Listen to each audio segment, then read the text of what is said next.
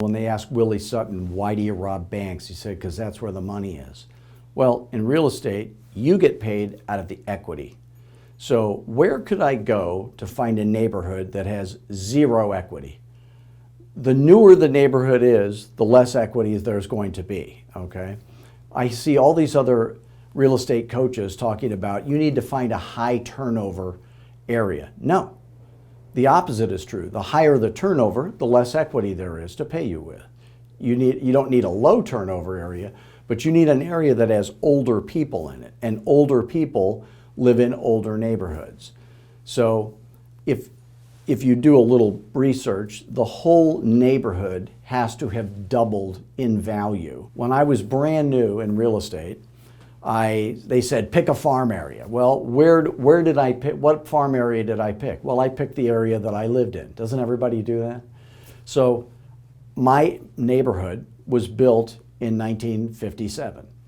My real estate career starts in 1984. Well, that's 30 years later. All the neighbors in my neighborhood were many of them old original owners that bought that house new. They've paid off the loan completely. So my friends lived in the neighborhood I live in now, which was built in 1980. So it's 1984. The prices literally had been going down for 4 years, from 1980 to 1984 back in those days. So everybody was upside down in their loan. So therefore, they can't get it priced right. They can't get full commissions, and that's the reason why. So you get to pick it.